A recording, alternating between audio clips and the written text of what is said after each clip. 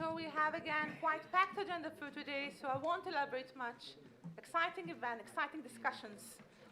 Looking forward to the insights of this panel. I'll be very glad to start with our inaugural session, keynote by Mr. Erez Eskal, the head of the AI Directorate in Israel. Thank you so much. Please come to the stage.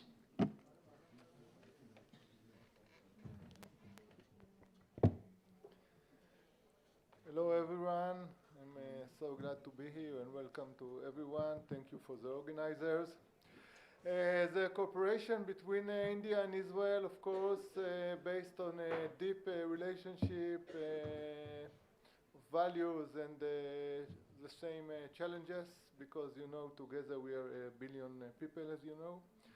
So, and now the issue is the AI. I believe that in the AI, we have amazing opportunities together. Before, you know, Israel going to lead to be one of the top 3 of the world. And we understand that we need allies. Before this week, I thought that we need to found allies. Now I can say that we found. Really amazing, amazing friends with a vision, with ambition. I feel like in Israel. And I just want to say thank you to our friends in India, of course, as this amazing summit, but of a deep relationship and cooperation. And I just want to say that it's just the beginning. So thank you very much, and good luck.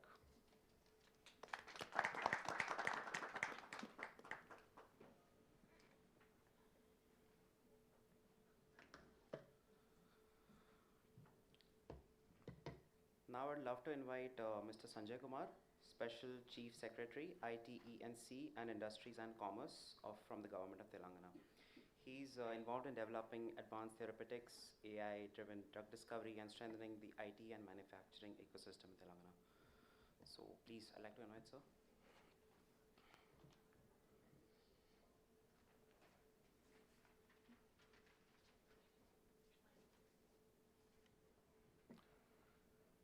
Very good afternoon to everybody here.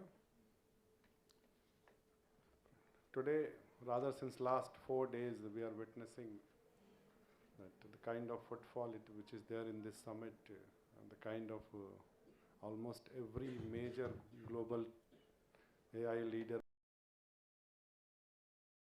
But what India as a country is doing, and you know, AI as such is, everybody knows that it's evolving very fast, but it is what impact it is having on geopolitical situation. I think it's needing to political and economic realignment. So today we are here with our Israeli friends. India's and Israel's friendship is quite deep. It runs into last 7-8 decades. We have active partnerships going on in the field of water conservation, defense, agriculture, and so on. Smart cities also. In fact, I had visited as from my earlier avatar in Ministry of Urban Development for smart cities. I've seen a couple of places in Israel. So now it is a turn of AI, and given the deep relationship we have, I think we can work together. And when it comes to because I'm representing right now my state, Telangana, where I'm working as IT secretary there. So when it comes to partnership in AI, Telangana is one of the leading hubs of IT, AI, and emerging technologies. We have been told that, but we are aware that Israel is one of the very few countries where AI has been integrated to government decision making. And Israel is known for its speed, the way you take decisions, the way it is implemented. When you are looking at India, Telangana will be your natural choice, because we are known for IT prowess since last 3-4 decades. We are, I think, second largest IT hub in India. And plus, we have, when it comes to AI, we are the first state which has launched a state-backed initiative, AI hub, which we call it ICOM. And to help the startups, we have recently launched our fund of funds. We are one of the 4 or 5 states we launched fund of funds, which majority part of that will be focused on AI and IT. I think there are a lot of opportunities where we can collaborate and work. So my best wishes to all the panelists. I think everybody will have a very fruitful discussion, and after this, I think everybody will get enlightened. Thank you.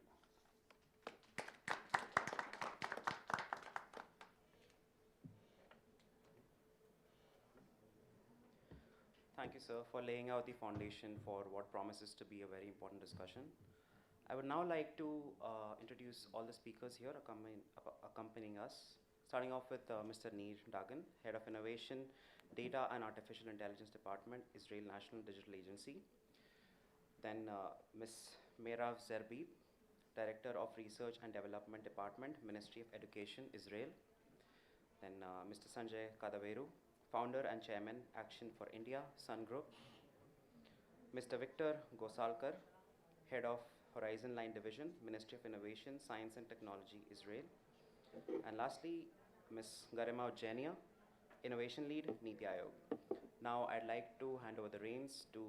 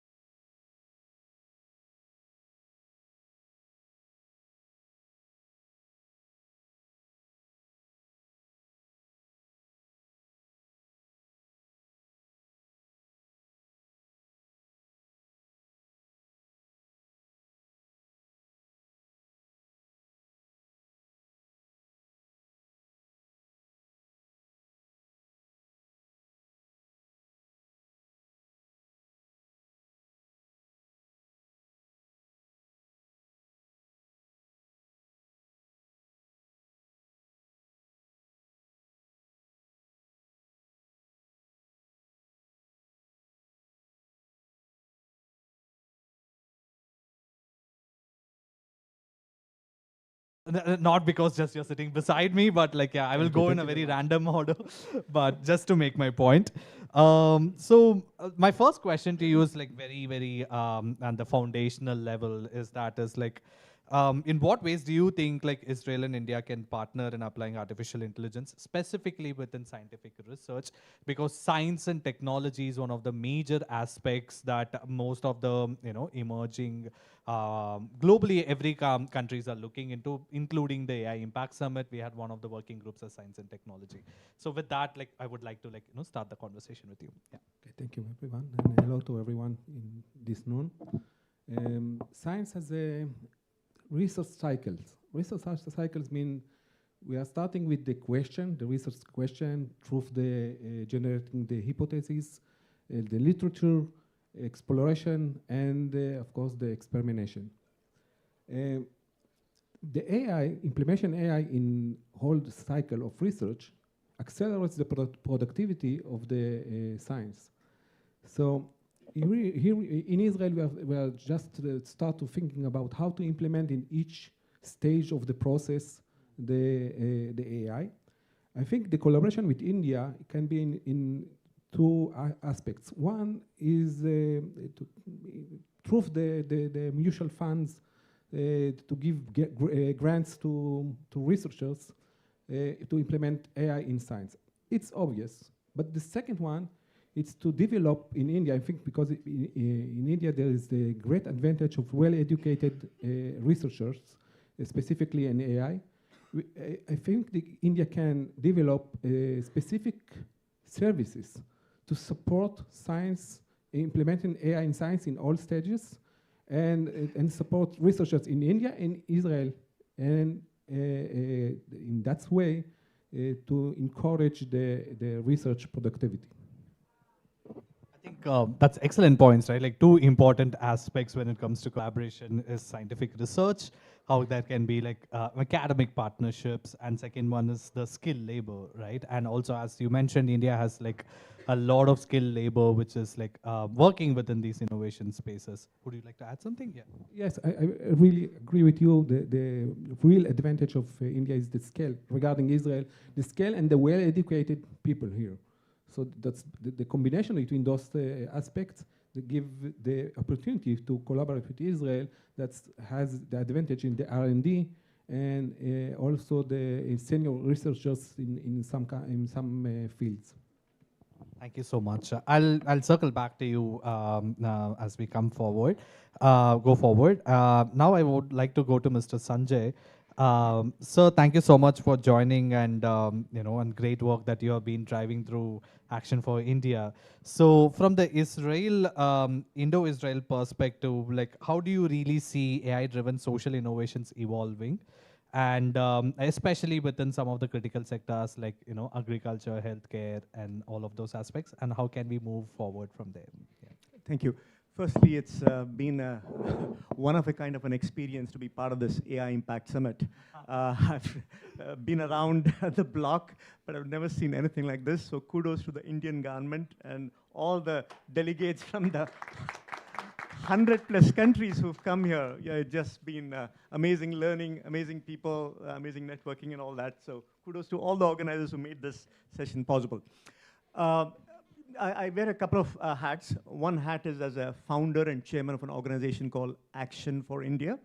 So we've been around for more than a dozen years, and we focus on working with social entrepreneurs, for-profit social entrepreneurs in sectors like education, healthcare, agriculture, livelihood, fintech, clean tech.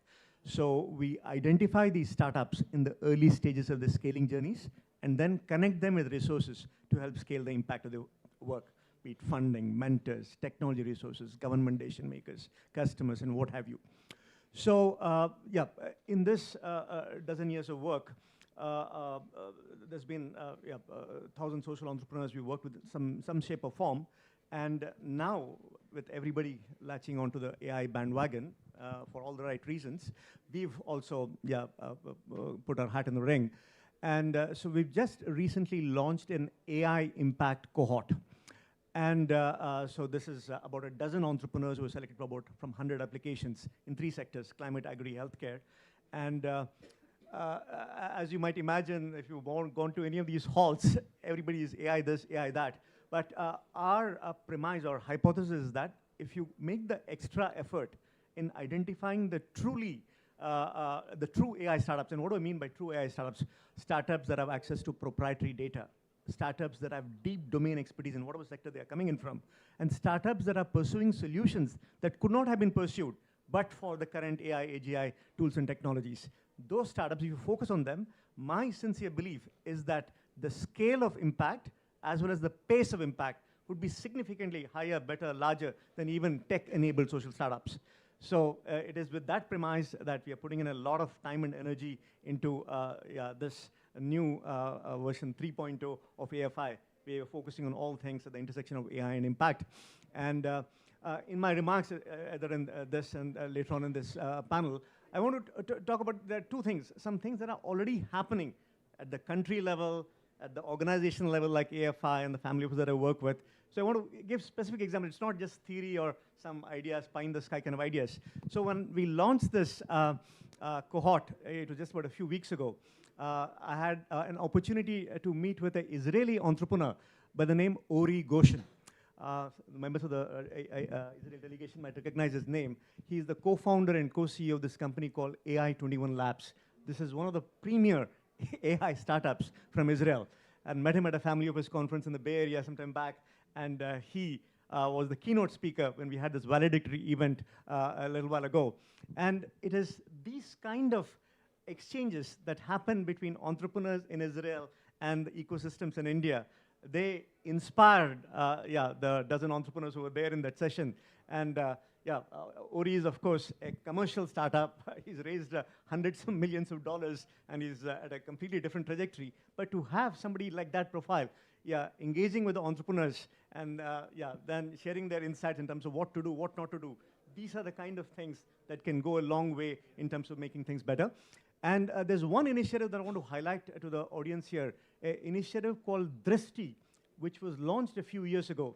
This is, again, the whole premise there is in terms of how do you focus on deep tech startups from Israel, people working in sectors like defense, AI, robotics, and how do you give them, I mean, in this particular case, these startups were working with T-Hub, which is a, the secretary was here.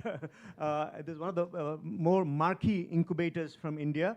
And these startups were given opportunities to launch their pilots, work with local partners, and evolve their solutions. So these kind of things are already happening, and we'd love to see more of these things happen. And one final point that I'll like to make here is that India is really a test bed for social innovation.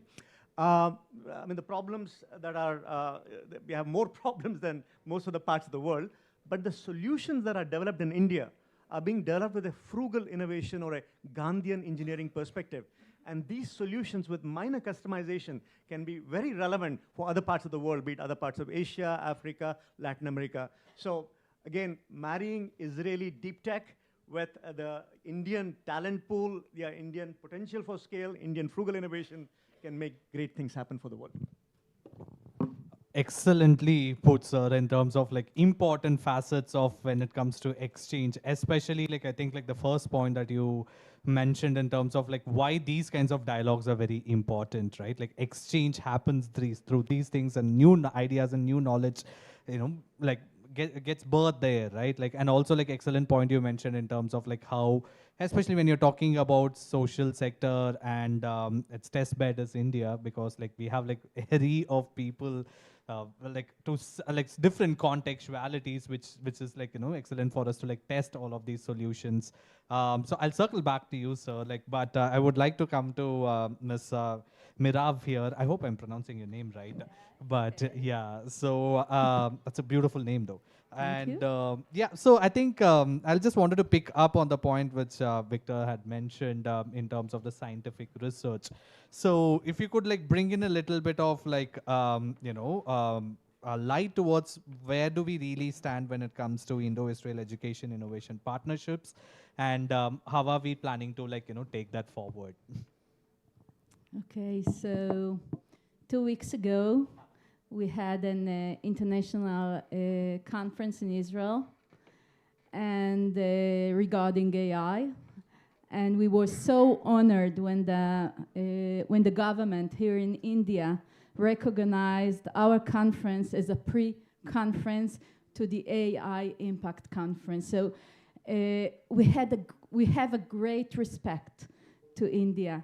And when I came, I said it also when I spoke on Tuesday.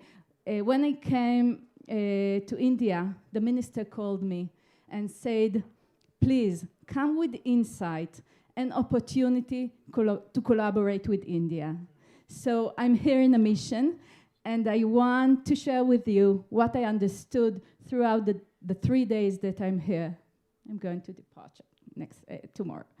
So yeah, so I would like to relate to the student, teachers, and the whole system. I understood that when I came and I presented the 720 innovative, personalized systems in Israel, I thought that I invented the world. But then I understood that the Indian Ministry of Education has the same vision, and they also working on the same solutions. So we have solutions that we are developing in Israel, and also India is developing its own system. So we can share knowledge because no one knows how to promote personalization. We all have the same values. We want that no one will be left behind. And this is something that I found that we can collaborate on. Regarding teachers, when I spoke to the ministry, to the General Secretariat of Education and the Innovation Department, I understood that we have also the same challenge with teachers. We both understand that teachers are the main agent of change. So nothing will happen without teachers. So how to build different and moderate and work on professional development together and promote teachers' knowledge of how to integrate AI into the curriculum, this is something that we can share. The third thing that I want to relate to is to the how to move from framework to scaling up. This is something also, I presented it also on my lecture, and this is something that we can also learn from each other. This is a huge country. We have in Israel only 2.3 million students, and here you have 250 million students, so you have a huge challenge, but still, it's the same. How to move from framework using sandboxes and managing risk and mitigating them and scaling up. This is something I find really an opportunity to share knowledge, research, and to promote together. That's excellent, right? Like I think that's all it takes, right? Like in terms of looking at the similarities and like the same vision that India and like Israel has towards like how can we make the last mile get the positive impacts of the solution itself. And excellent points that you mentioned in terms of like teachers. That's also a major problem that like within India we are also trying to like look at like how can we complement technology with teachers. And then also like very important question is that is like how policy to action. And I think there a lot of exchange, not only with Israel, but globally also, like a lot of exchange is important for us to like bridge that gap between like, something on the paper towards action. So I'll circle back to you. But right now I just wanted to bring in Ms. Garima, who's from the, who's the representation here we have from the Indian government. So, Garima, thanks for joining, and would like to like have your perspectives in terms of like what kind of collaborations from Indian side that you see with Israel, research collaborations, and like Mirav also mentioned about sandboxes and other aspects. So anything that you would like to bring from the Indian perspective? Yeah. I'm not sure if I can say this. Shabbat Shalom, I can say, right? Yeah. Shabbat Shalom. And thanks to Maya, she had taught me whatever Hebrew I know. So I was in Israel last year. Thanks to Maya, we were on a high-level AI delegation from the India counterparts to Israel. And I think the dialogue that I have been having here rightly put out like there already are there into the collaborations. It's just that, if it's the school education, the sandboxes, the research part to it, the R&D, the incubators, they're already in talks. It's just that the bridges has to be made. From the Indian government, we already have an I4F project that has already been going on, where joint researches are being built with India and Israel, and that has to be tested into the markets. Now, I was talking to Victor yesterday about if, so I'm representing Niti Aayog, Government of India, and into that Atal Innovation Mission. So we are the mission and the organization body which is trying to, or is certainly putting out that innovation is the backbone of the country, will be helping to make Bharat, the Viksit Bharat we are trying to make in 2047. So we actually pitched that if we can do jointly collaborative some sandboxes, if the technology that Israel has, if they can be onboarded into the Indian market, the exposure of the startups can be given to the Indian market. And the Indian startups certainly goes to also Israel, and they test their products there, because if you'll say, India is currently trying to make local products for the global markets, so the cost, that is what we have an edge, and that we can give it to the other markets. And if you will say from the other countries, not just Israel, but the whole, if you take as the globe, as the market, now India becomes the user, we are the customers, right? We are the biggest customers right now for any market right now. So we become the test beds for a lot of technologies which are already out there into the market, and if people want to test it. So that sort of a call is what, and becomes the foundation of where all the bridges has to be made. So the government has been trying to push the same thing. And if you go to the expo, you will see the the marquee products of the companies which are there, and they are saying that we are building it for the Indian market. We want to come and enter the market. If you go to the ChatGPT booth, they are like, we are already doing so much of hackathons. We are already started penetrating into the Indian states. Now it's like the fragmentation is, the work has been fragmented. What we have to do is, as a government also, to make it more together, and that is what we are trying to do. So government is already out there trying to build. It's just, we have to pick the right players to make it together and hold it.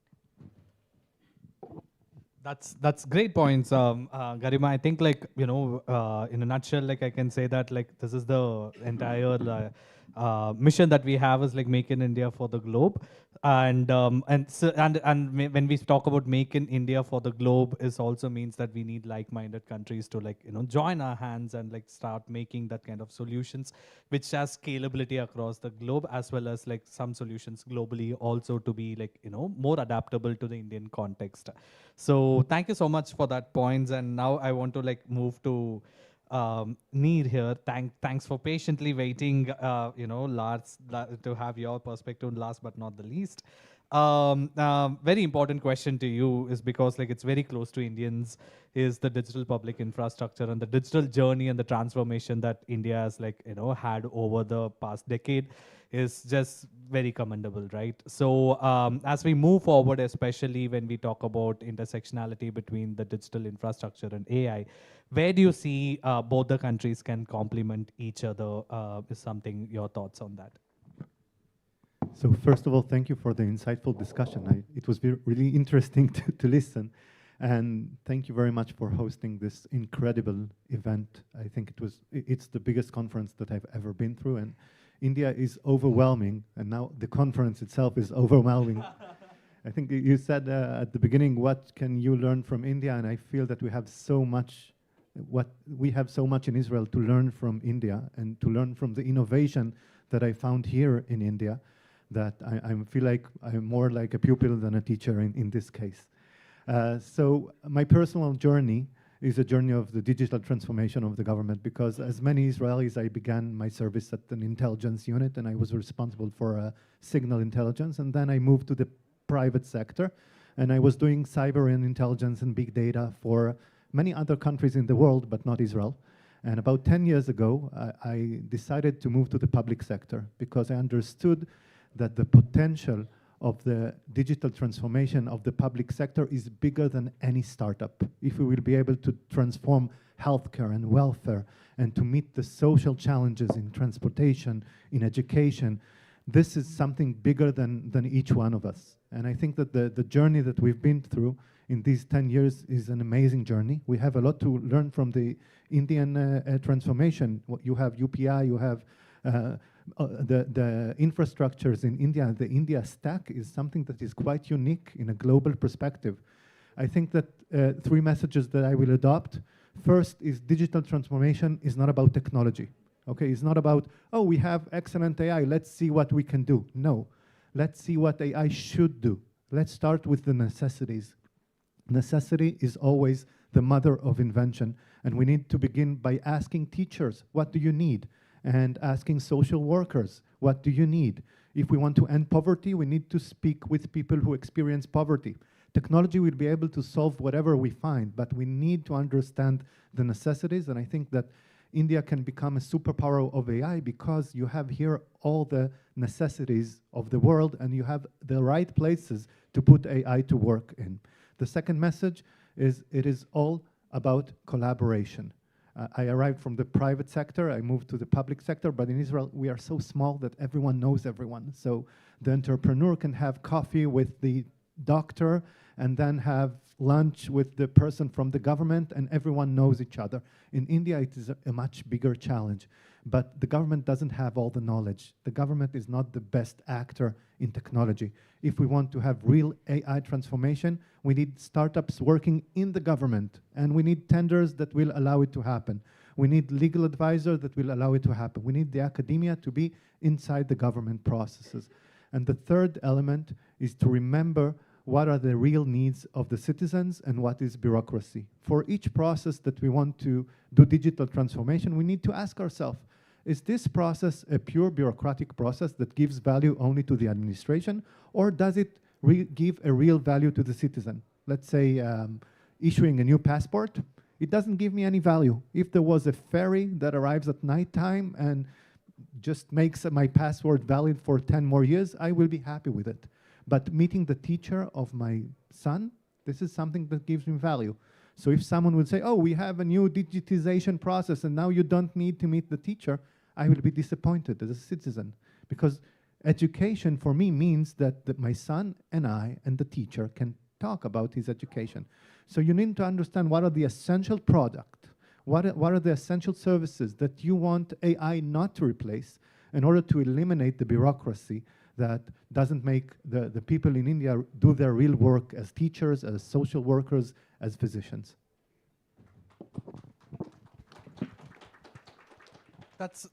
Thank you so much for those points. I think like it was very grounding to know that like we pulled back the conversation that like it's the digital transformation is not about the technology, it's about the people. So the necessity comes from the people, and people has to be put first. And I think like that's where like the entire summit is also called the impact.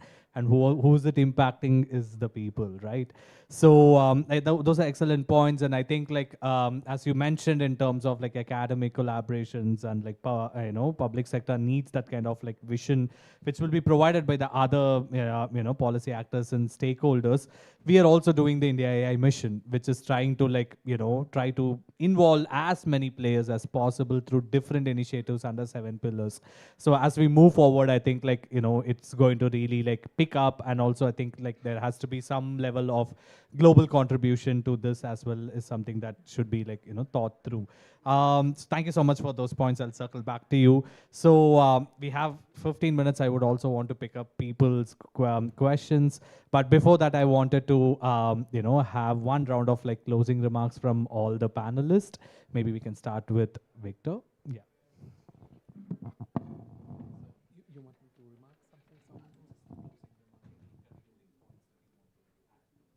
Okay, I want to add some and tell you about the mechanism I'm head of in Israel. The mechanism called Scanning Horizon, like in other advanced countries, regarding to improve the strategic planning of the government through understanding the global trends and specifically the emerging technology that shape our world. And we are using some of AI tools for the monitoring the global trends and the new trends, weak signals to in light to alert about the new trends, and also for find the next emerging technology that shape our world and contribute to the strategic planning. We are now standing with collaboration with Indian side about this issue of scanning horizon and emerging technology. Next week, I hope it will be signed. And this a good opportunity for me to thanks to the Indian side, because they visit us in the last year. We exposed them the tools, the AI tools, and the mechanism, and they appreciate it, and very fast. We are just 6 months after the Indian side visit in Israel, and we are already in the track of agreement. So it's very fast. Thank you. Thank you so much, Victor. Maybe now we can have Mr. Sanjay to. So one of the things that I'll mention is, I said at the beginning that I wear 2 hats. One is as the founder and chairman at Action for India. I also work for a family office called the Sun Group. And so we are a 4th generation business family, and we have business interests across the US, Africa, Europe, India. One initiative in particular that I want to talk about, and implications for the India-Israel relationship, is an initiative called GRAIL, G-R-A-I-L, as in Holy Grail. It stands for Green AI Learning Network. And the whole idea is in terms of how do you leverage some of the current AI, AGI technologies for scaling solutions, accelerating solutions that address climate change. So we are currently on a mission to form a global ecosystem across investors, entrepreneurs, executives, researchers, foundations to move this agenda forward. last year we had a massive convening in London where about 200 professionals from places like Oxford, Cambridge, Yale, the Alan Turing Institute, which is the premier AI institute for the UK, came together and were discussing in panels like this on themes like smart grids, renewables, new material innovation, climate modeling, and topics like that. And we'd like to bring this initiative, GRAIL, to other parts of the world, be it the US, be it other parts of Europe, or even to Israel. And I think, yeah, in terms of the complementarities that exist between the two ecosystems in Israel and in India, Israel, as you know, it's got a culture of deep tech research, of bold experimentations, and if you marry that with the huge engineering talent in a place like India, and the potential for scale, I think, big things can happen. And to this, it need not be just a bilateral relationship between India and Israel. If you bring in actually a triangulated model of collaboration with, say, pools of capital from a geography like the US, then things can happen. I mean, you can make affordable solutions made available to the globe by marrying the technology of Israel, the large markets of India, and the capital, leveraging the capital of places like the US. So this is something that, again, as this initiative moves forward, there could be a GRAIL investment fund wherein we could identify early stage startups working at the intersection of climate and AI, solving problems in this domain. And one thing in my, since these are the closing remarks, so there are elements about what has already happened, elements that can happen, but a couple of ideas in terms of 2-3 ideas about what could be some new or different things that could be attempted. So in the past, traditionally it's been, when I told you, shared with you about the Drishti initiative, it was startups from Israel coming to a T-Hub in Hyderabad and then working with the local partners and collaborating later on. Maybe what could be attempted is in terms of building things together from day one rather than a partnership much later. That's something that could be attempted and see what happens there. And then building a robust pipeline of innovation opportunities, opportunities that traverse the defense and the civilian application case. And again, leveraging the complementarities between the startup ecosystems. If you build that pipeline, I think more good things could emerge. And the last point is in terms of not just limiting it to a bilateral relationship, but marrying the strengths of these two ecosystems and doing good things for the world by bringing in other stakeholders into the equation. Thank you. Thank you so much. I think that's a great point, and I think at Dialogue we also work with the other countries, and one important aspect was the same as building together for the cross-border solutions, and very fascinating results we have seen when two countries come together and two talent pools from two different countries come together, solving for a same goal, but also complementing both sides of context. Excellent point. Thank you so much. Would love now to come to Ms. Miraf to give her closing remark. Okay, I see the clock. So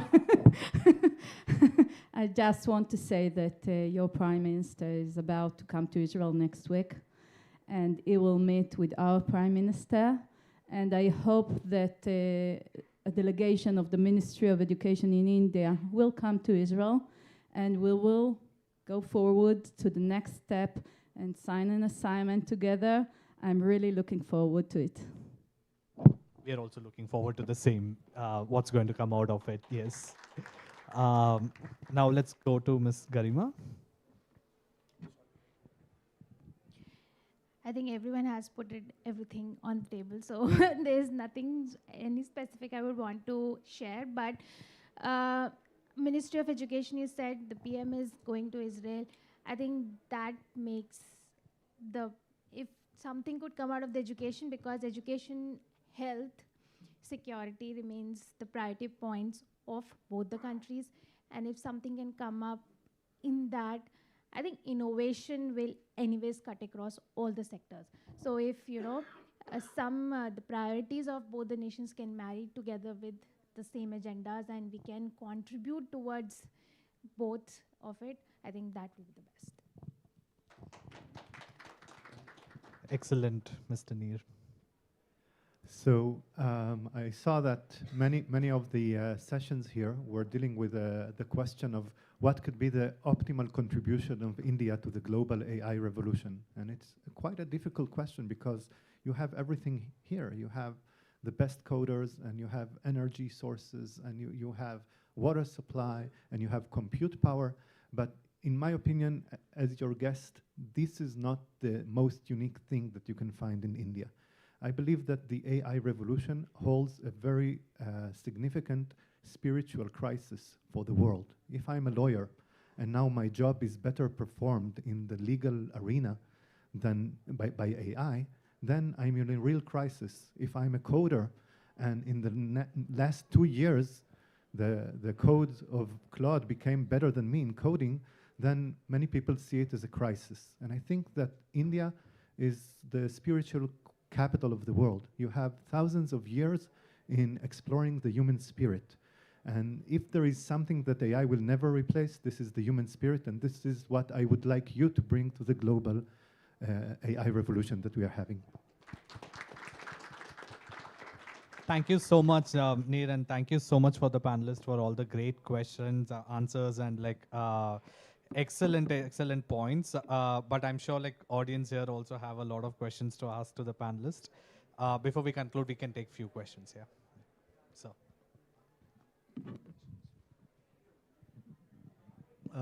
Both countries represents minority, ethnic minorities, cultural ethnic minorities.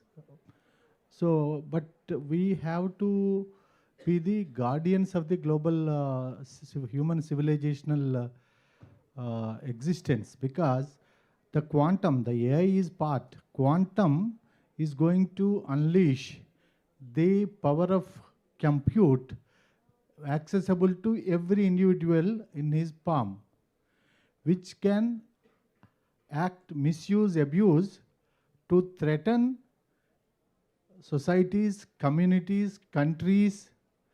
It may go to rogue actors, bad governments, rogue nations as well. So for that, there is no single entity in the world which is trying to develop a framework or models or some kind of a globally accepted best practice, standard-based thing, because a stitch in time saves 9. No corporate which is developing quantum is taking responsibility of having guardrails in place, because they're all pro-profit individual companies. Quantum is real, happening now. So, but a stitch in time saves 9.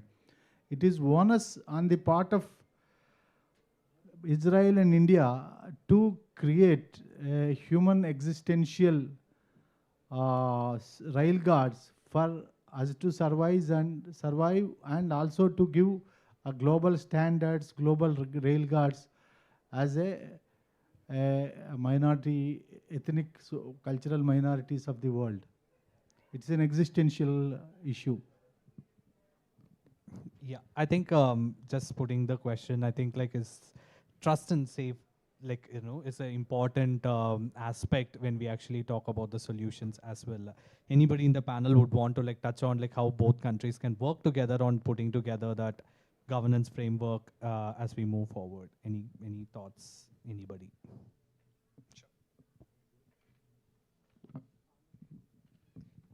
So I think that as governments, we need to understand that the most important coin for us is not rupees or dollars, but public trust. And public trust, this is the reason that we are here for. If we will not have public trust, then no one will download our apps and no one will make us even go to the AI.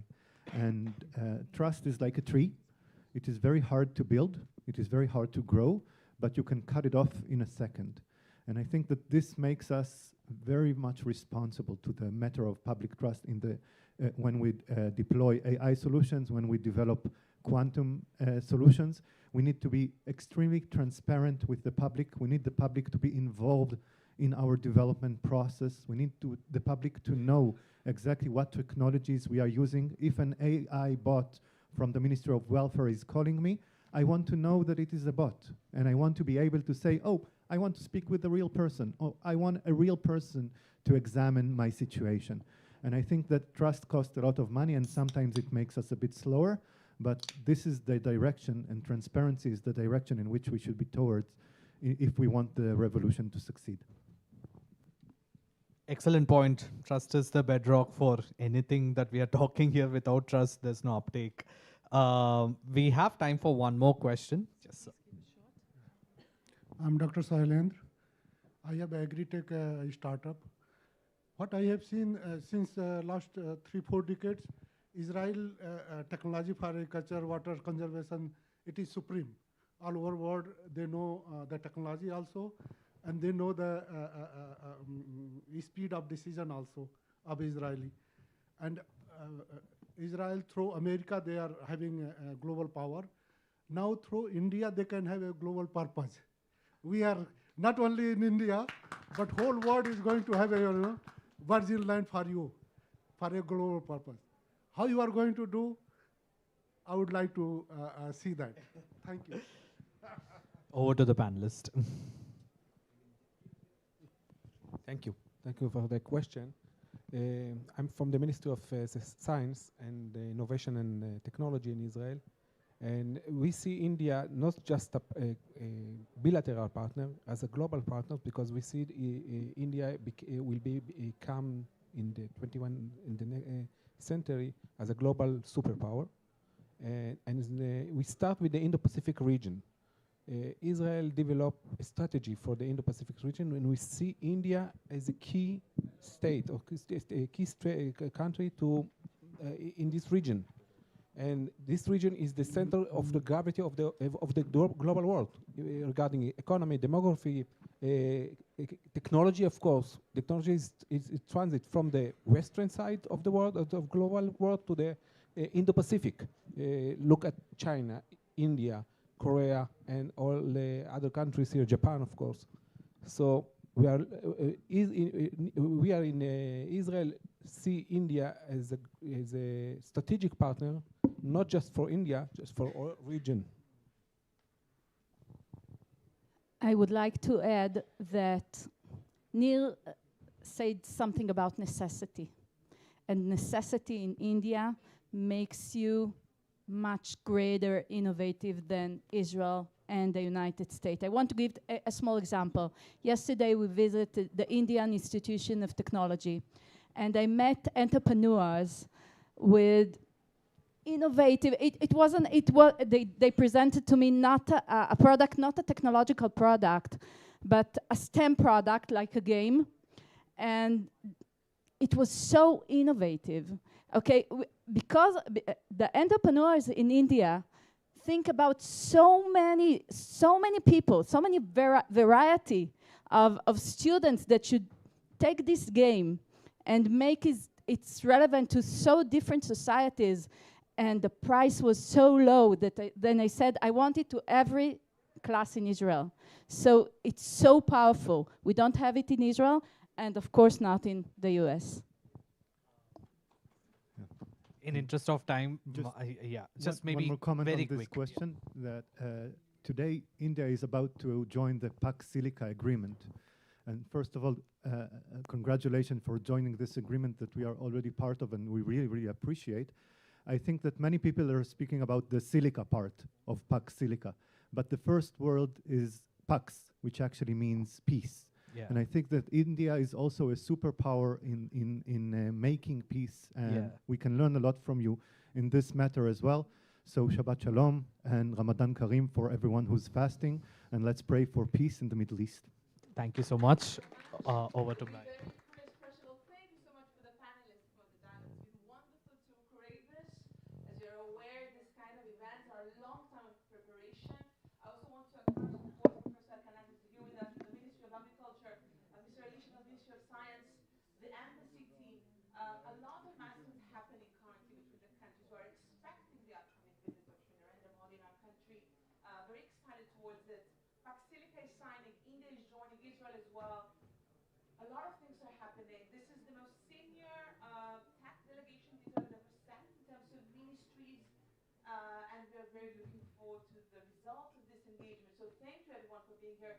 The dialogue team, it's been a pleasure, and we are all here to take additional questions. Thank you.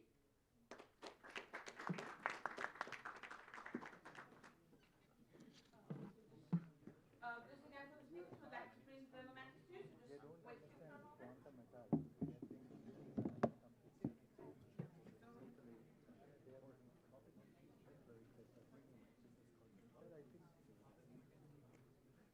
So can I ask the panelists to invite the group picture first, and then we will hand out the mementos, please. Thank you.